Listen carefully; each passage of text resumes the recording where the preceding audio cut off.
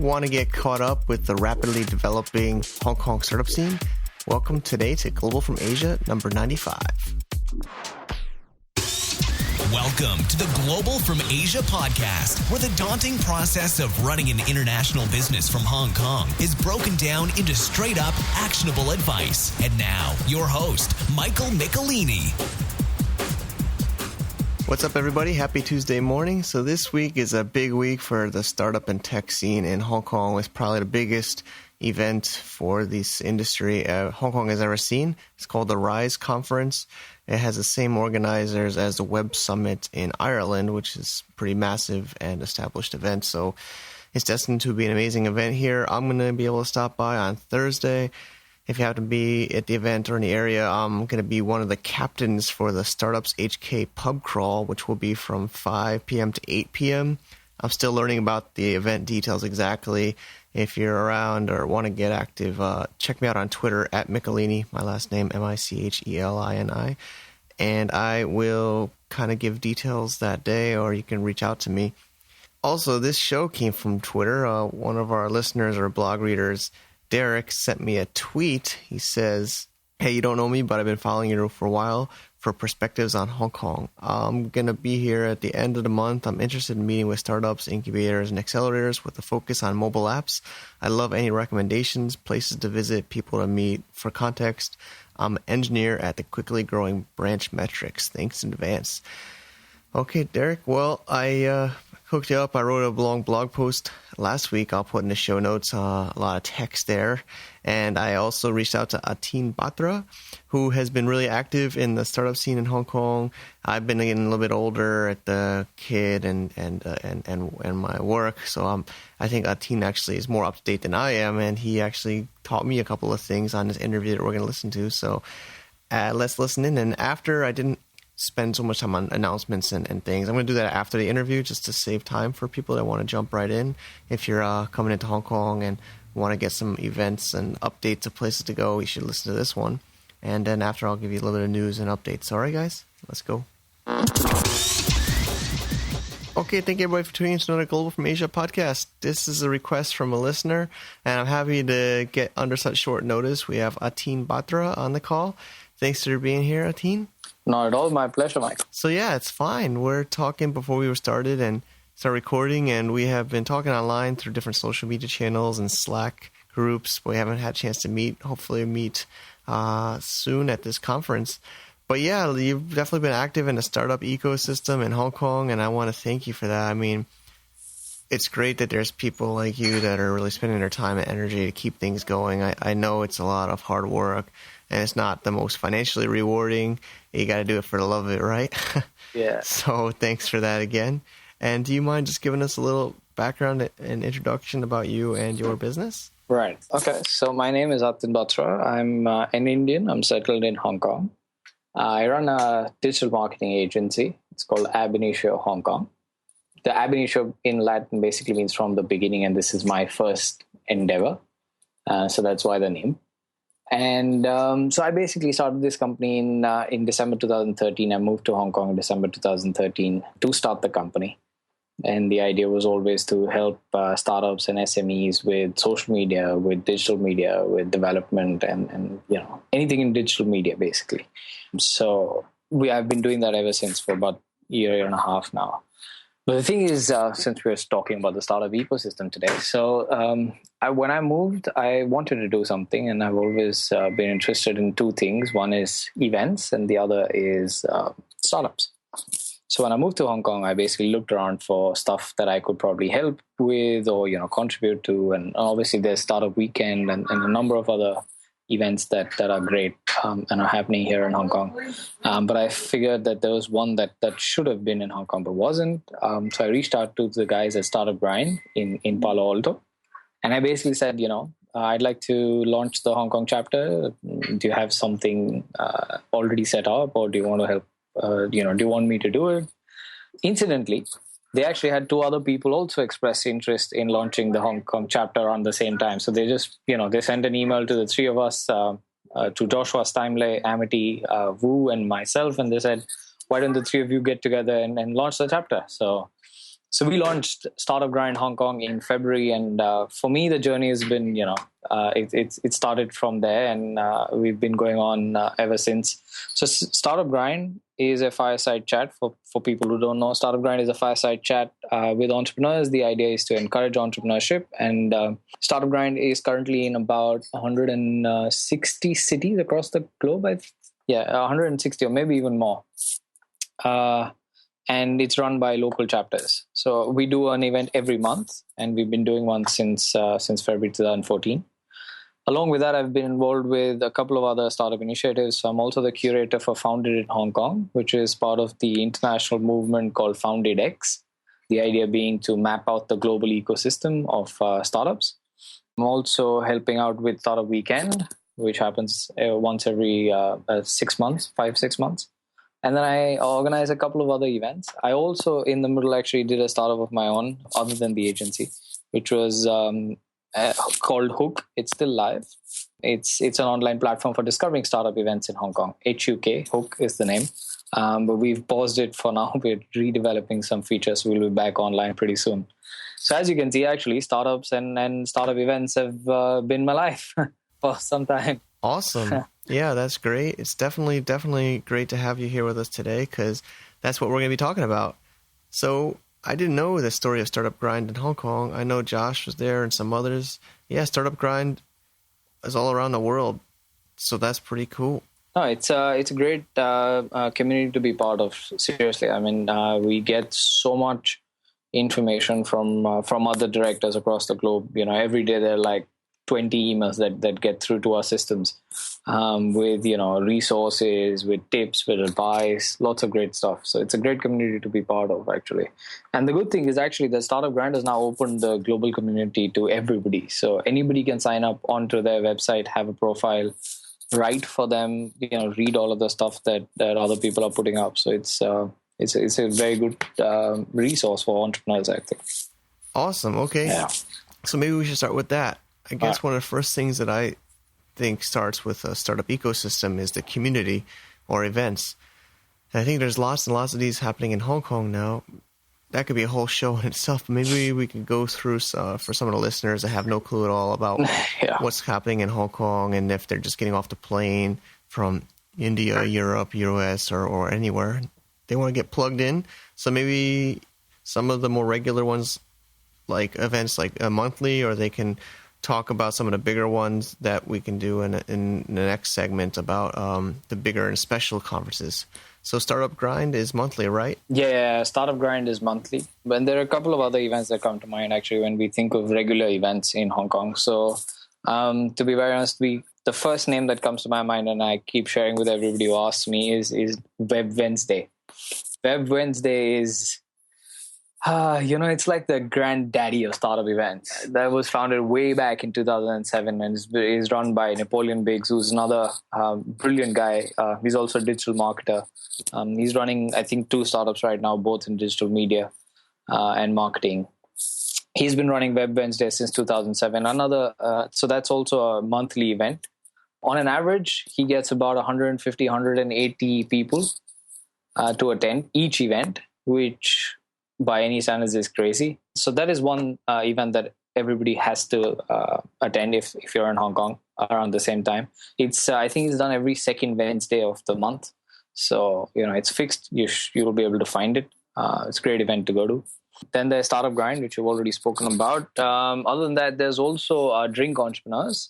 So Matthew Bodin, Frenchman here in Hong Kong, who also who works at a development agency. He organizes Drink Entrepreneurs. That's also a monthly event. I think he does it like every second or third Thursday of the month. And it's nothing. I mean, there's no agenda to the event. It's just to come out and meet and have a couple of beers with other people in the ecosystem. So there's, I think, about 12 or 15 people who come regularly. So every month they're there, sharing beers. On an average, there's about I think 40 or 50 people that come out to Drink Entrepreneurs HK. So if anybody is looking for Drink Entrepreneurs, you can always find it on Meetup. Make sure to look it up on meetup.com. Yep. Well, your article is great, and I'm looking at that right now, and we'll link to that in the show notes at globalfromasia.com/episode 95. Right. Yeah. Perfect. Thank you. Then the other one is hardware, which again, a lot of people who are coming to this side of the world, to Asia, to Hong Kong, to Shenzhen, are very interested in hardware. So there's a group on Meetup called Startware HK. It's run by Martin Kessler and John Buford. Martin is actually now moved to the US. He's participating in YC's current batch. So John is taking over Startware from him, and he's running Startware. So Startware actually does a couple of different events for the hardware scene. One is the hardware breakfast that happens once a month. They also always do an evening meetup, which is usually around some topic or whatever. So like I think there's one on Monday, Startware, which is a showcase plus a discussion on crowdfunding. So there's a couple of different things that they keep doing every month. So again, Startware HK is another event that you can look up on meetup.com. And then the last one, actually, this one I love to mention. This is Cocoon. Cocoon is a co-working space here in Hong Kong, but they organize a monthly pitch event. It's actually, in the larger picture, it's actually 3 months of semifinals leading to 1 month of finals. And so it happens once every quarter. Is like the entire set happens once every quarter. And it's a great event to be at. Again, very well attended, usually about 150, 200 people on each event. They've got about 5 teams pitching every month leading up to the finals. The finals usually has like 2 teams from each of the semifinals. And and it's a great event to be at. Cocoon is one of the original co-working spaces in Hong Kong. So it's great fun to meet some of the people over there. Great. Yeah, I'm taking notes here too. So I've been haven't been as active lately, and there's so much things happening and developing so fast. It's hard to keep up, right?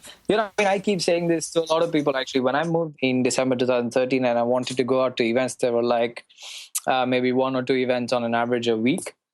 But today, it's the multitude and the number of events has gone up so much. There's almost like 1 event a day at least on any average week. And during some special weeks, where we have some of the big conferences and a lot of events, want to create this constellation of events around it, you usually have 2 to 3 events a day. So, just when you look at the ecosystem like that, it's grown so much in the last year or so that it's crazy. It's hard to keep track of now.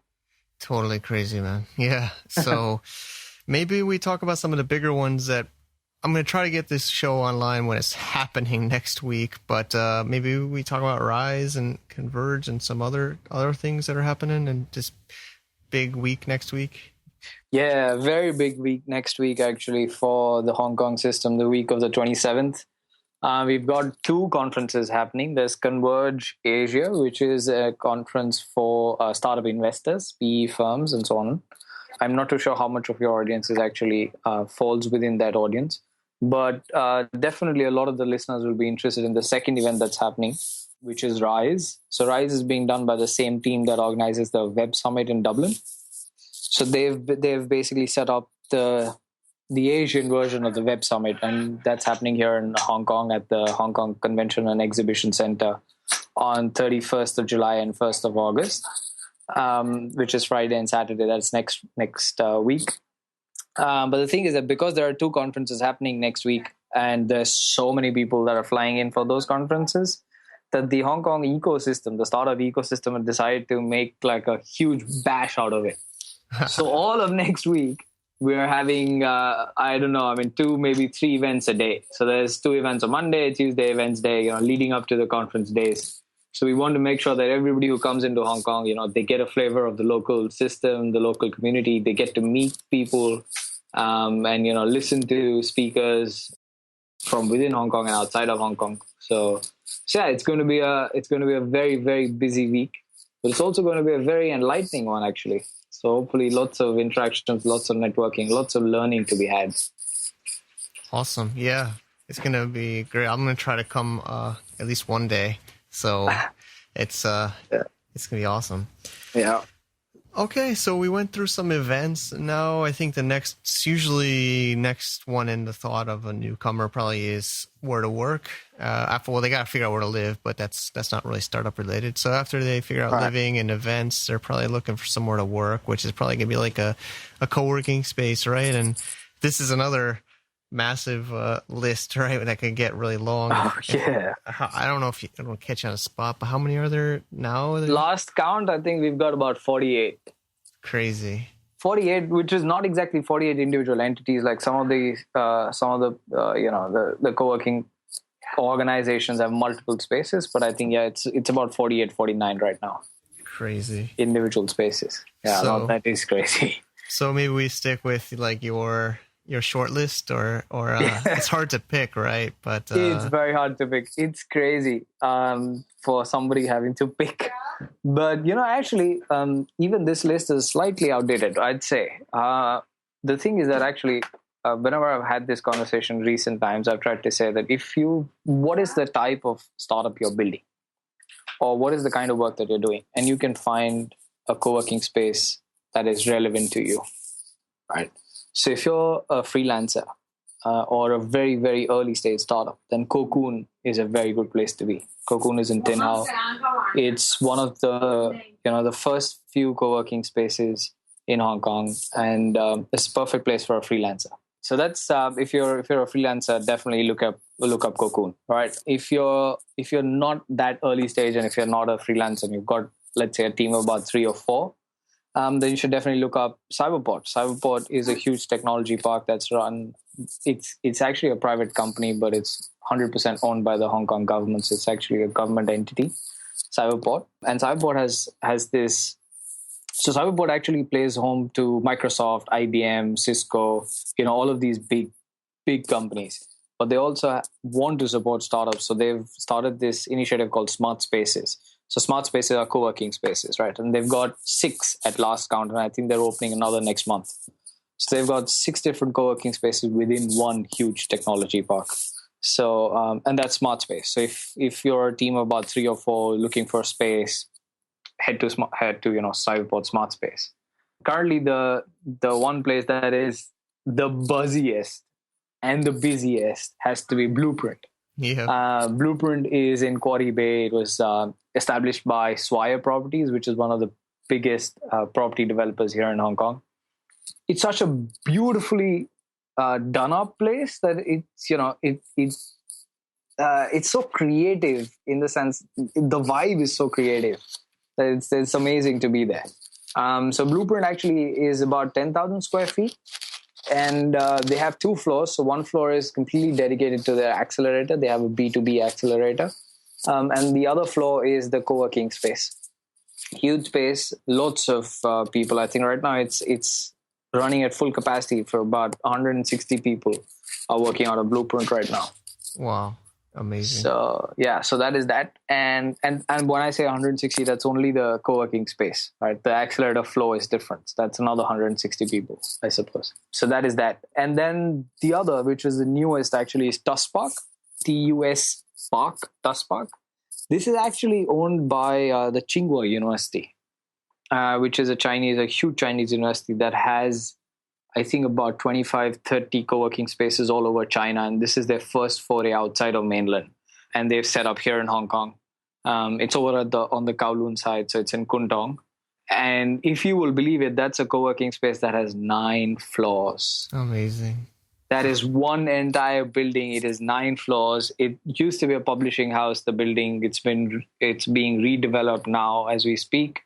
I think they've already opened like 4 floors, and there are another 5 floors to go through. Crazy. So, when you look at it, it's like, oh, that's 9 floors of co-working space for startups. And I think one thing, I talked to them too, and they're trying, because they have the China connection, they're trying to be more cross-border to differentiate, right? Absolutely.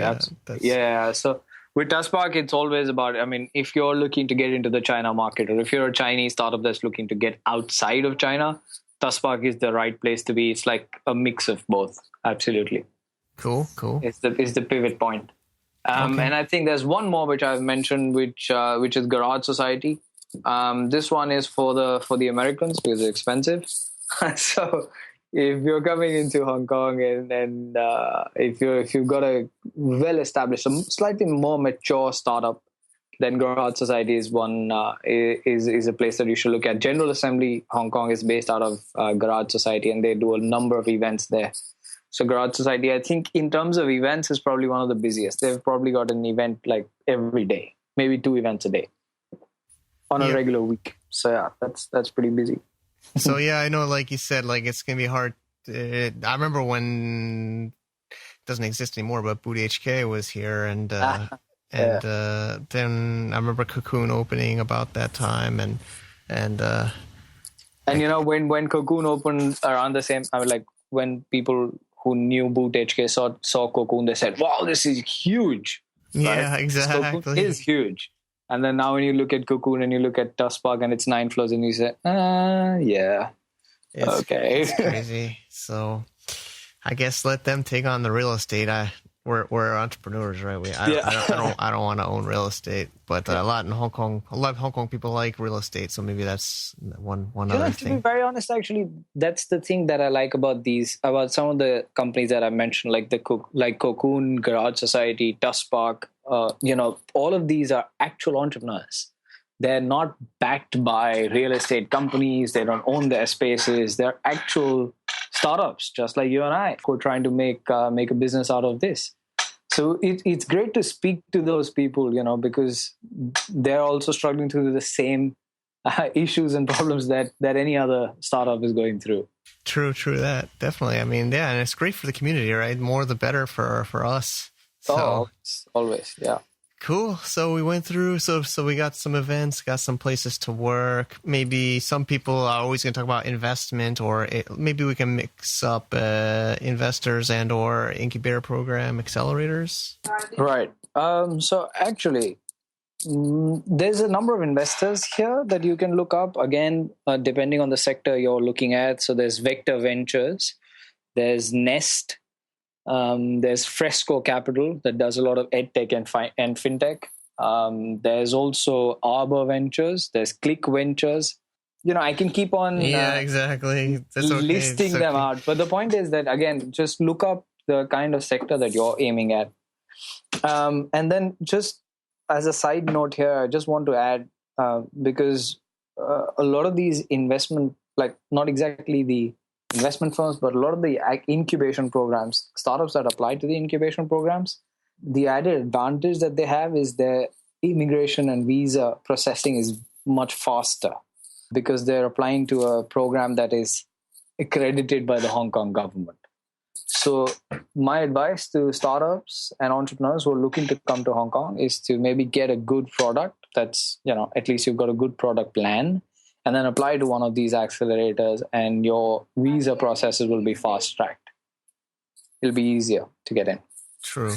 Yeah, visa's another thing. Yeah. So exactly, right? And Hong Kong is one of the strict spaces, I suppose, but obviously because we don't have any more space for people to come in. Yeah, so. I think it's getting a little, there's some things I've been hearing last week. Yep, absolutely. And if somebody is interested, you should definitely look it up. Look up Jeffrey Brewer. He just wrote a piece.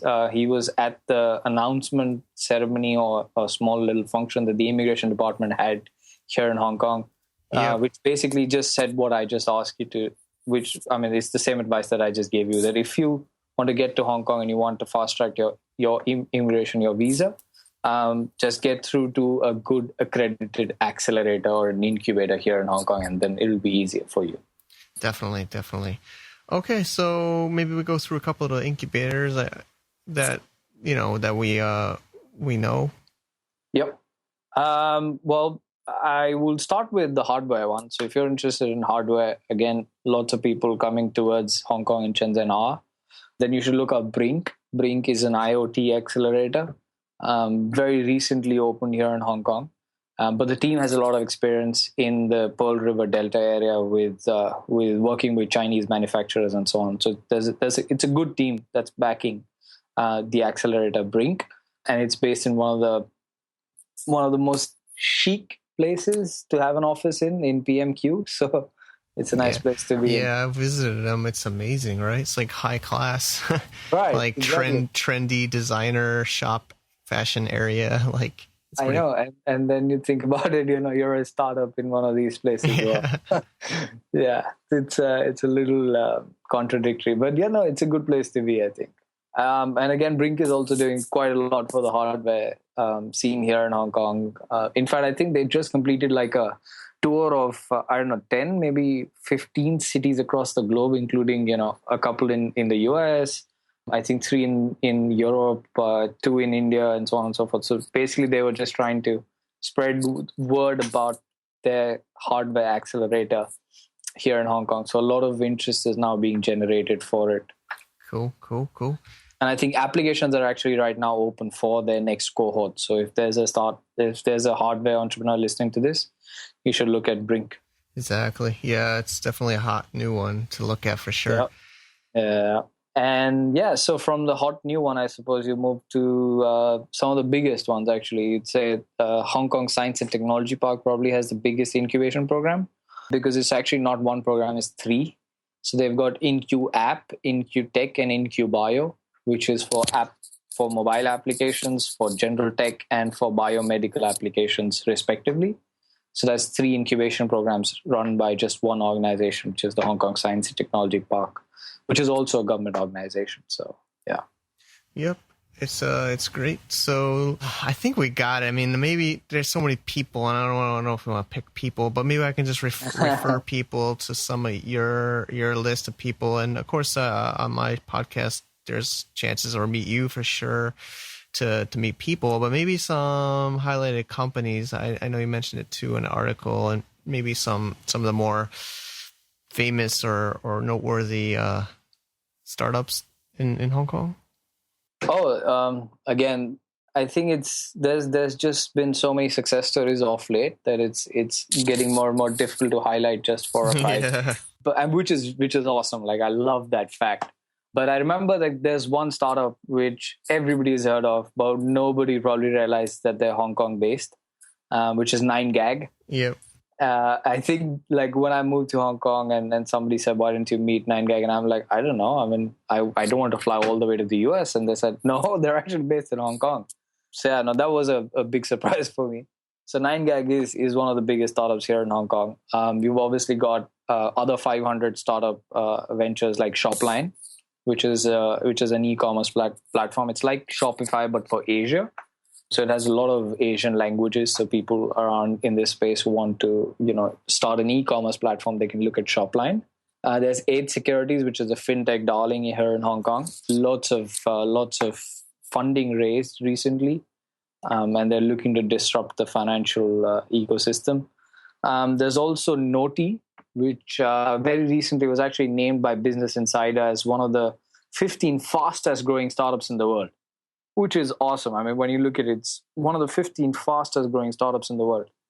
And they've been backed by Hugo Barra, who's ex-Google, now at Xiaomi, by Ryan Holmes, who's the founder of Hootsuite, and a couple of other backers, investors in recent past. So Noti is definitely a startup that you should look at. It's actually an online platform for blogs. And then, with Hong Kong, you always have logistics and shipping. So there's Easy Ship, there's Aftership. Aftership is for tracking. Easy Ship is for actually doing the shipping, so you don't have to do it yourself. Yeah, so I mean, those are a couple of names, but there's just so many more, and it's great. Awesome. Yeah, I mean, you did a really great job. I think that's all I think that's fair to ask you this time, and we'll let people check out your article and also events in the future. And thanks again for coming on. And so, how can people, be best reach out to you? Social, I know you're on Twitter or websites and things like that for people to thank you. Right. The best way to reach me is via Twitter. It's @Batra Atin, BATRAATIN. If you're looking for a site which is not really very updated, it's ab27.co. But that does have my contact information. So if anybody's looking to get in touch, come into Hong Kong, looking for a cup of coffee. Awesome. Always get in touch. Yeah. Great. Thank you so much. And that's a wrap. Perfect. Thank you very much, Michael. Thanks, Atin, for coming on and sharing. Very much appreciated. I'll finally get to meet you in person Thursday at the Rise conference, and hopefully we'll get to catch up. It's amazing with social media and internet these days that we can build these relationships through the online world. So this event is going to seem overwhelmingly big and massive. So hopefully I'm going to be able to meet some pretty cool people after all these years. So definitely don't feel shy to reach out to me if you're in the area. Also, some news announcements that I want to just share. I'm hosting a China business workshop while I'm in America in September. Claudia is an awesome friend of mine I've met through the blog, and she's been knowing me for many years, and she's going to be helping organize an event just north of Miami, Florida, in a city called Sunny Isles. I did it there last year too, and this year's going to be even bigger and better. She's got a nice conference room set up. It's going to be Saturday, September 19th from 3 p.m. to 8 p.m. If you want to meet up, it's going to be my wife and I doing it, just so I feel like I'm not just a white guy talking about China business, so I have a Chinese businesswoman with me. If you want to get pricing and information, there's early bird tickets up until August. You can go to chinabusinessworkshop.com/sunny2015. Also, another bonus for you guys, my friend Marshall Tablets, who was actually on the show way back in episode 6, has a low-cost mobile app service to help us make international calls when our internet sucks and Skype doesn't work a lot of times in China and a lot of parts of Asia. He's given everybody $5 if you sign up for a new account. It's called Spaxtel, and if you use my affiliate link, I will get $5 in return. So he's not giving me cash up front, but not really a sponsor, but I'm doing this just as a friend, and also I can get a little bit of money if you guys sign up, and you get $5 too. So it seems like a fair deal for you guys. It's globalfromasia.com/Spaxtel to get that unique code to get the $5, and I hope you guys enjoy that and use it and benefit from it. Okay, everybody, that's all I have this week. Thanks again for tuning in. Keep up the hustle and bustle and make some moves in your business. Cheers. To get more info about running an international business via Hong Kong, please visit our website at www.globalfromasia.com. That's www.globalfromasia.com. Also, be sure to subscribe to our iTunes feed. Thanks for tuning in.